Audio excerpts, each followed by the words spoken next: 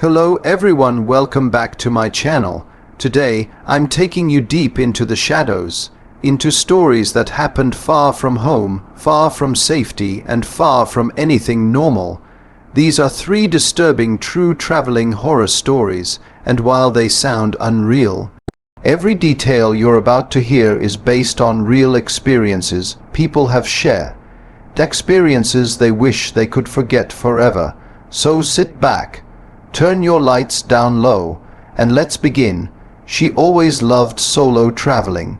Her name was Claire, a 27-year-old backpacker from Oregon who spent most of her free time exploring new countries, new towns, and new environments.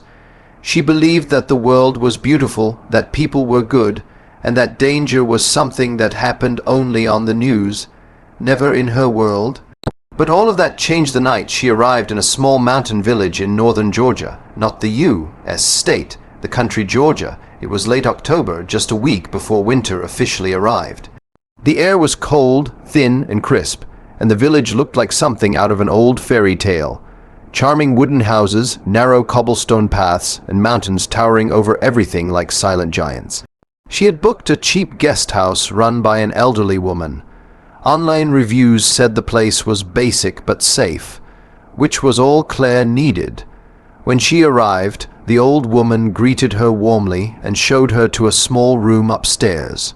The house smelled like pine and wood smoke, the kind of smell that felt comforting after a long journey. The bed creaked when she sat on it, but she didn't care. She was exhausted. She set down her backpack, kicked off her boots, and turned off the small lamp beside her bed. Everything seemed perfect, until she heard a knock at her door, a soft, slow knock. She froze. Hello. She called out. No answer. Thinking maybe it was the old woman, she opened the door. But the hallway was empty. Only the sound of the wind outside. She shrugged it off and went back to bed. But 10 minutes later, knock, knock, knock. This time louder, more deliberate. Her heartbeat quickened. She waited, listening. She heard footsteps, slow, dragging footsteps, moving down the hallway toward the back of the house. She walked to the window and peeked outside. The village was quiet, dark, and peaceful. No one was outside. But the footsteps inside the house, those were real. She locked her door. The knocking didn't come again, and eventually she drifted into a light, uncomfortable sleep. Around 3 a.m., a cold blast of air hit her face. Her eyes snapped open. The window, which she remembered closing, was now wide open. At first, she thought maybe she had forgotten. Maybe she hadn't locked it properly. Maybe the wind pushed it open. Then she noticed something that made her stomach drop. A handprint, a muddy, smeared handprint on the windowsill, right where someone would have grabbed to pull themselves inside. Her chest tightened and she stumbled backward. She grabbed her phone, ready to call the police, but she had no signal. She took a shaky breath and tried to convince herself there was a reasonable explanation, but her instincts, they screamed run. She quietly opened her door and stepped into the hallway. Everything was silent. She walked toward the staircase, each step slow and careful. When she reached the bottom, she saw the old woman sitting in a chair by the fireplace, staring at her. You should not leave your window open at night, the old woman whispered. I didn't, Claire replied softly. The woman nodded slowly, then he must have opened it. Claire's blood ran cold. Who? She whispered. The old woman looked toward the dark hallway behind Claire. My grandson, he is not well. He sometimes wanders the house at night. He should not bother guests, but sometimes he forgets. Claire didn't know what to say. The old woman continued. He watches the mountains most of the day, but at night he gets confused. I lock my door always. You should do the same. Her voice was calm, too calm. Claire didn't argue. She grabbed her things, thanked the woman quickly, and stepped out of the house into the freezing air.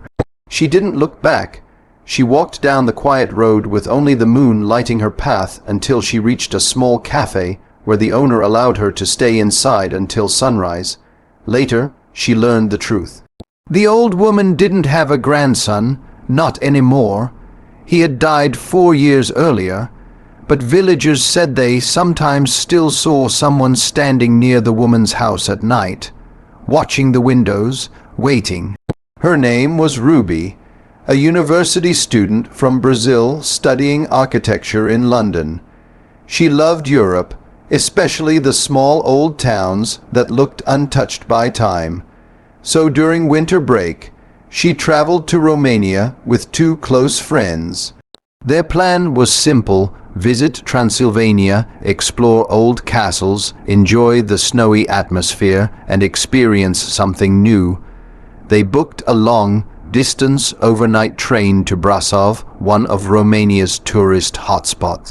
The train was old, extremely old, with wooden luggage shelves, dim yellow lights, and a constant rattling noise that echoed through the corridor. Ruby didn't mind. In fact, she found it charming, but her friends were exhausted and immediately fell asleep, leaving her awake and bored.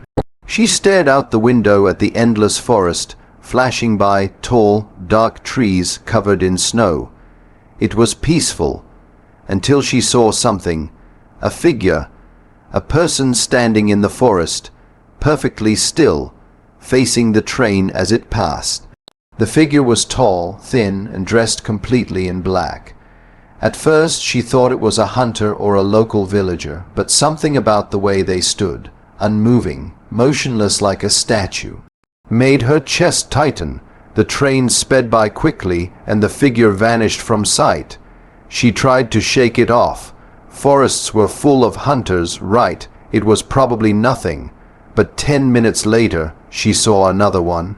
Same clothes, same posture, same unmoving stance, then another and another. She counted 6 different figures along the forest within 30 minutes. None of them moved, none of them walked. They just stood and watched the train go by. She started to feel genuinely scared. She shook her friend awake. "Please look outside," she whispered. But by the time her friend rubbed her eyes and turned to the window, the figure was gone. "You're just tired," her friend said. Ruby didn't argue, but she stayed awake the entire time. Around 2 a.m., the train made an unexpected stop, not at a station, just in the middle of the forest. The lights inside the train flickered and the engine went quiet. Passengers whispered nervously. One of the train staff walked through the corridor, flashlight in hand, telling everyone to remain calm. But Ruby looked out the window again, and her heart nearly stopped. One of the figures was now closer, not far in the distance like before, not behind the trees, but right beside the tracks, standing still, facing the train, watching. She slowly reached for her friend's arm. "He's right there," she whispered. Her friend turned, this time seeing the figure, and gasped. The figure didn't react, didn't flinch, didn't move, just stared. Then another figure appeared behind the first. Then a third, then a fourth. Within minutes, a line of figures stood silently along the tracks. Their clothes were tattered, as if worn for years. Their faces were pale, almost grey. Their eyes were dark and hollow, reflecting nothing. Ruby's chest tightened so hard it hurt to breathe. "What is happening?"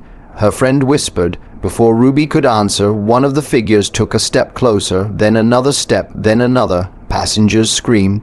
The train staff ran down the corridor yelling, "Close the curtains, don't look outside." But curiosity, fear, forced Ruby to look one last time. One of the figures was now directly beside the window, so close she could see its eyes clearly.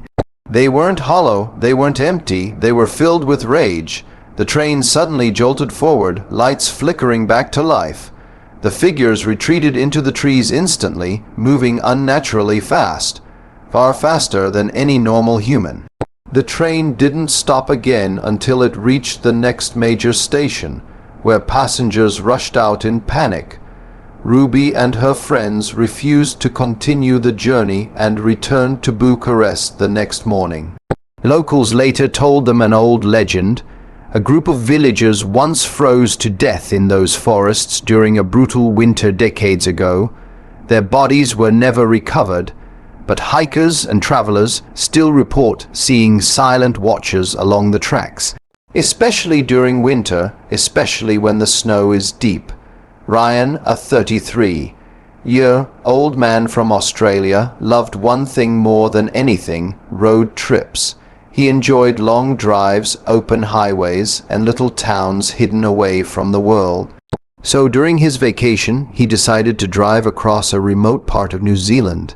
He rented a small car, packed snacks, and planned to drive through a mountain route known for its stunning views. But what he didn't know was that this route had a reputation. Locals called it the Vanishing Mile. Drivers claimed that GPS signals failed, radios died, and strange things happened near the highest point of the road. Ryan didn't believe in superstitions, but he was about to learn that not everything can be explained. The first few hours were perfect. Sunlight, blue skies, endless green landscapes. Then, around 5 p.m., fog rolled in thick, heavy fog that covered the entire road like a white blanket. Visibility dropped to almost nothing.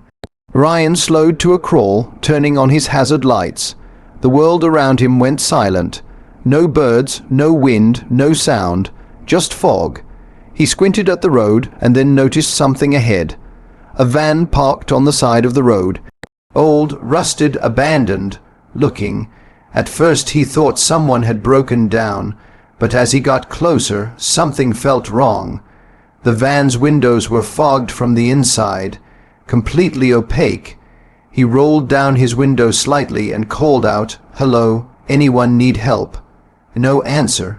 He parked his car behind the van and stepped out, the cold biting through his jacket. The silence around him felt unnatural. He approached the driver's side window and wiped the glass with his sleeve. What he saw made him stumble backward. Inside the van were multiple seats, but every seat was occupied, not by people, by mannequins. Dozens of mannequins, all dressed in old, torn clothes. Their heads all turned toward the door, toward him, as if waiting for someone to open it. He froze, his throat tightened, his legs felt weak. Suddenly, something in the fog moved, a human silhouette, tall, thin. It stepped closer, slowly emerging from the fog like a nightmare forming right in front of him. Ryan's instincts screamed run, and he dashed back to his car, slamming the door shut. He tried to start the engine, but it wouldn't turn over. He tried again. Nothing. He looked up. The silhouette was now just feet away. He couldn't see its face, just the outline. A disturbingly tall shape, head tilted unnaturally to one side. Ryan locked every door and kept trying the ignition. The third time, the engine roared to life. He floored the gas. As he drove past the van, he saw something that nearly made him scream. All the mannequins' heads were now turned toward him, perfectly aligned, watching him escape. He sped down the road until the fog cleared and didn't stop until he reached a town with streetlights, noise, and life. He reported the van to local police. They investigated. 2 days later, they told him the truth. There was no van on that road, no mannequins, no abandoned vehicle, nothing, not even tire marks. But Ryan knows what he saw, and to this day, he refuses to drive through fog alone. If you enjoyed these chilling true travel stories and want more horrifying tales from around the world, make sure to stick around, because there are many more shadows to explore. I'll see you all in the next video. Stay safe, especially when you're far from home.